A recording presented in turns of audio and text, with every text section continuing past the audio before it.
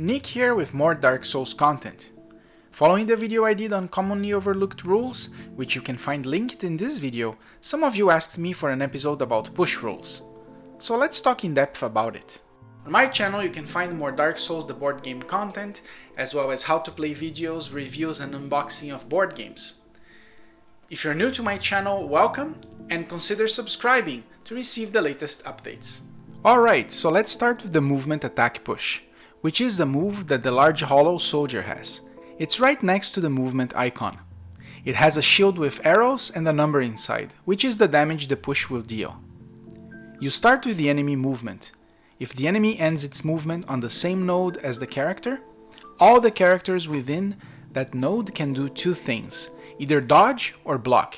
If you fail the dodge or block the attack, your character gets moved to any node adjacent to the enemy. These would be the valid positions. If the enemy starts the push movement and a player character is on the same node, that character gets pushed first, but no damage is applied. You may move the character to any node adjacent to the enemy, like this. Then, the enemy will perform its movement and push damage, which again, the player can dodge or block. If you fail the dodge or block the attack, your character gets moved to any node adjacent to the enemy. These would be the valid nodes.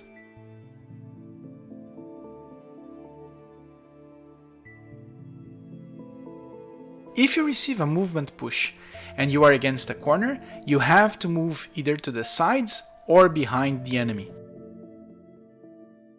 Now let's talk about push on attack rules.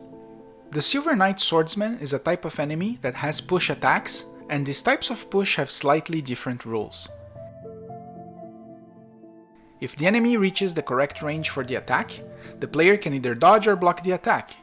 If you fail the dodge or block the attack, your character gets pushed to a position farther from the enemy.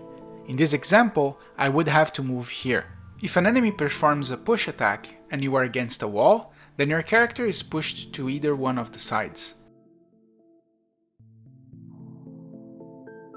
Now let's talk about boss push rules. We will start with the behaviors that push on movement. I will use the Titanite Demon double swing as an example. If the character is on the same node as the boss, before you perform the movement, the character is pushed to an adjacent node that is within the boss's arc where the player is. In this example, I can move to either one of these three nodes. Then, the boss will perform its movement push. If it reaches the character's node, that character is pushed once more to a node within the boss's arc, touching the character. In this example, I can only go to the corner node as it's the only available node facing the boss's front arc. If the boss does a movement push and your character is against the wall, you can be pushed to the nodes on the sides.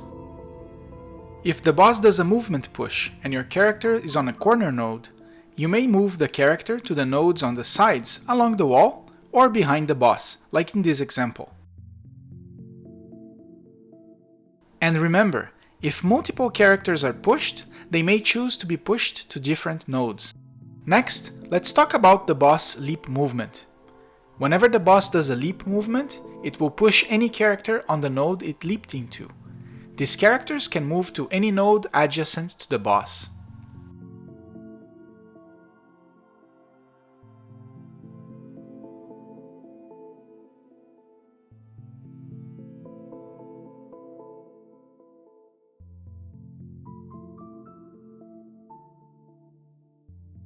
Now let's talk about boss attack push rules.